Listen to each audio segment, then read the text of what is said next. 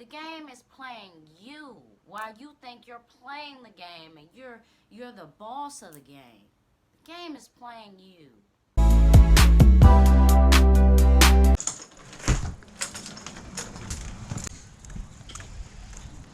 Okay, I gotta truck it up this hill, so I'm gonna talk to y'all because the summertime, of course, hold on, let me wipe y'all off, watch where I'm going.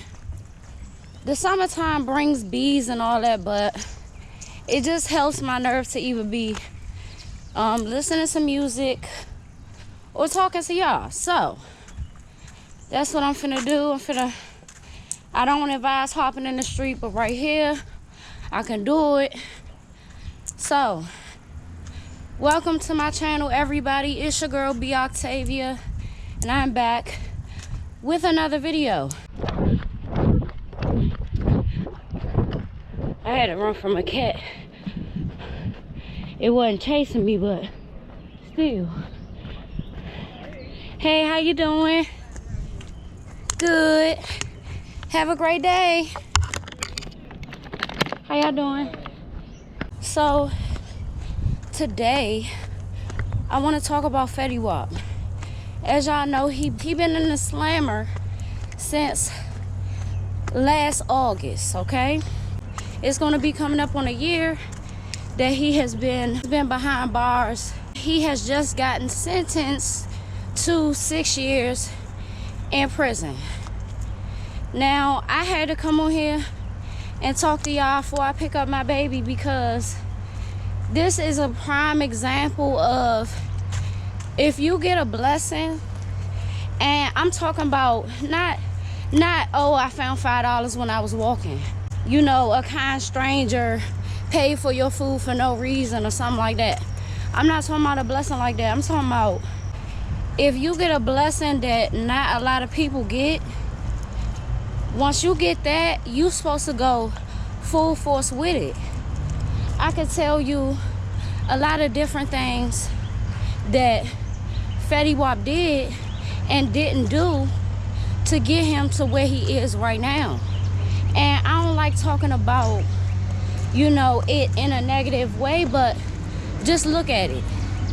He got, what did Fetty Wap really gain from his music career? He gained what a lot of young niggas get. They get the girls, they get the money, they get the fame, they get the followers. But once you all about females, it's less about money. It's less about you making money.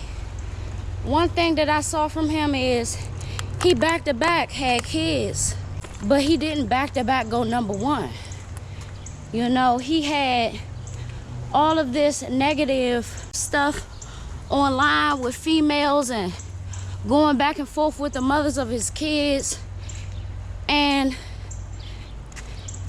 it not only lessened his money, but it lessened his value, to be honest. In my opinion, once people know that, or they get an idea that you partying and living your life more than you're taking care of your children, you start to lose fans. Like, we all get into an age where if you're not handling your business, you start to lose respect, as well as you start to lose fans. I'm not gonna lie, I lost respect for him. I lost a lot of respect for him as a grinding artist, because you grinding more than you doing the artist thing. That's never good. So I seen a lot of what he was doing as partying and basically living off his name. And you could use your name to get females and keep females, but he didn't do that good at all.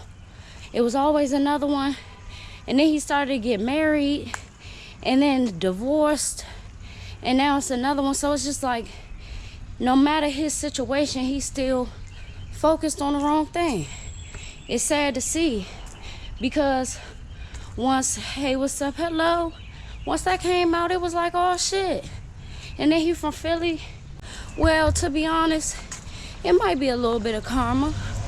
I might could see that, because if you pushing out drugs and shit like that, and you pushing it out to your own community instead of investing and whoop-de-woo, shame on you. So these are my final thoughts on Fetty Wap and the 6 years that he has to do. Tough love, because from what we've seen, you know, he's really going to have to be in reality now and deal with what he has been avoiding. A lot of people that he has been mingling with that's from his old neighborhood or what have you, they can't come to see you because they felons theyself. So who are you really going to have to visit you? The mothers of your children, maybe not Masika, but the mothers of your children and your children. That's who you're going to have. With any guy that we can name. We can name Joel Santana. We can name, I'm just throwing out random names. We can name people like Big Meech. A lot of people don't come to see guys like that. And why is that? Because they can't, you know? They can't or they won't because they don't want to get in a situation. They real scary when it comes to going in hospitals or going into a jail to see you. So that's who he's going to need. At the end of the day, if you can't satisfy with funds and you can't satisfy a woman, the type of women that he likes, they like to be satisfied with things. And if not things, materialistically, it's physical. It's sex. So whoever you got now, she not going to stay. That's just the reality of it. If a guy get in a situation and your baby mother can come up there and be like, this my last time coming, I don't want to put our kids through this, whoop-de-woo, you're not going to see them no more, whatever. If a baby mother could do that, just imagine what a girlfriend could do. She could walk out and walk away at any point if she ain't got no real ties like a child or a marriage with you. And I think that's to come. You know, if it hasn't happened already, a lot of females is not solid enough or they don't have the specific mindset that it takes for you to hold a guy down. It just is very tedious. It gets annoying. You know, respectfully, it takes a certain type of female to want to do that for years and years and years and years. It's like the female got to do the time with the guy. You know, I'm not living like that. He's going to have to go through losing people while he's behind the wall, and he can't do nothing about it but grieve and mourn to himself. You know, of course, there's going to be a lot of people that know who he is, but everybody know now that he just don't have money. You know, he don't have money like he used to. Maybe if he went behind the wall and he still had his notoriety, he still was pushing shit out, pushing music out, and not just pushing kids out in our face like, happy birthday to this one, and then it's a new one this year, and then it's another new one this year. That makes 4, and then it's 2 new ones over there. Like, no, if he was actually still on top and he went behind the wall, you know, people might have been oohing and ahhing and really being at his beck and call, but he just a regular guy, and he did that to himself. He lowered his own standards. Because when you a charting artist, when you are a charting artist and you just fall back into that street life, or you just think that you gotta do X, Y, and Z for the hood, and it's not good. It's not building community centers. It's not, you know, building a garden. It's nothing positive about what he was pushing. into his own community. So whatever he was thinking that he could have got from that street life, it backfired simultaneously. It didn't last long at all. The only thing that his notoriety and fame did was put a magnifying glass on him and everybody else that was indicted with him. I wouldn't even say this is tragic. It's destined, is what it is. And because once you lose your focus, your ultimate focus, you're done. And it's not to say that he can't redeem himself, but he got to get his personal life straight first, and then financial, and then the music, and then all that other like, he just got a lot to do first. And I hope that he takes a full accountability, because you can't even say, oh, this person snitched and whoop-de-woo. All of this is just his doing. And if you let the people that you grew up with who don't have the same talent as you, once you let them influence you, you gotta sit down. Like, come on now. Them guys that you was indicted with don't even have an ounce or a teaspoon of talent as he does. Once you let all that peer pressure of doing things for the hood and being hood famous, and listen, you could have did that without, hey, what's up, hello, and just been riding around the dirt bikes and shit like that, or known in the hood for having one eye. That could be done by anybody. But you actually made it out just to go right back in. And in a worse position than before you got famous. And you didn't even just go back to the hood. You went back to the hood and then went to the feds. No Grammy performances. You ain't go, we couldn't say, oh, you went to like fucking, you went to Rolling Loud, then you went to the Grammys, then you went to this place. You just been, you know, networking, doing your thing, pushing your name out there. Nah, you been over this bitch house, that bitch house. Sometimes you go see your kids, most of the time you don't. You, this place in the club, that place at the casino, and you're not winning money. You might be winning over another bitch heart. And niggas do that.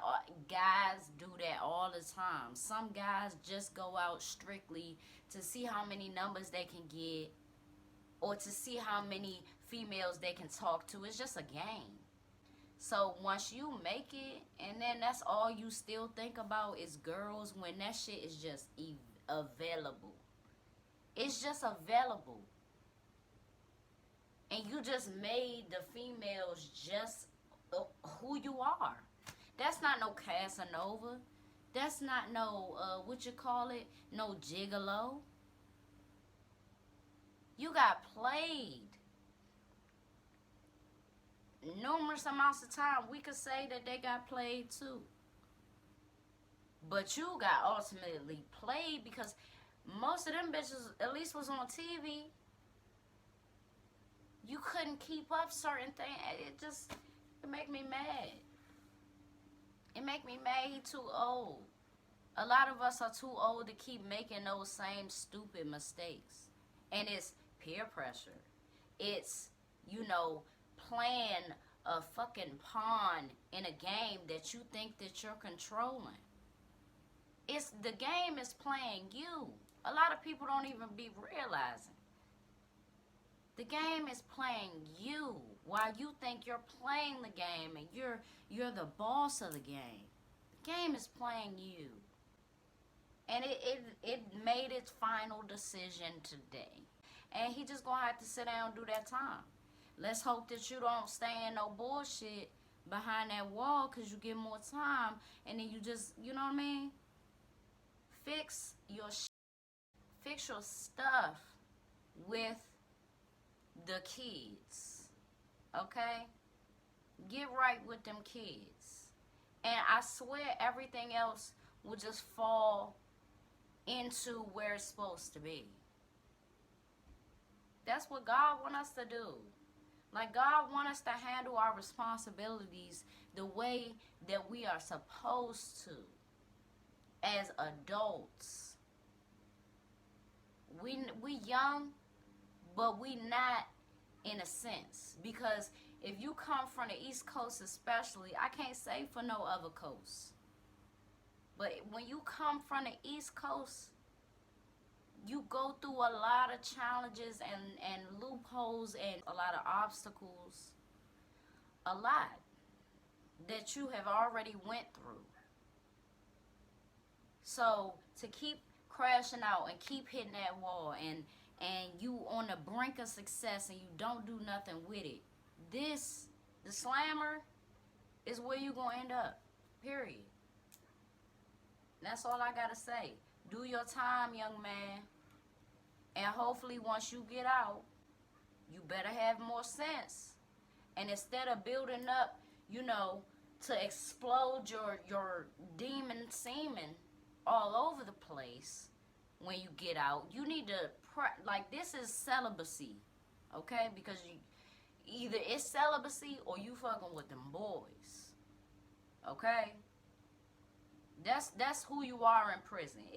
If you, either you gonna be celibate or you gonna be fucking with them boys. So choose celibacy. You know what I mean? And just learn to control yourself. And you're gonna have to, or you're gonna be. So that's it. That's all. We gotta do better to get better.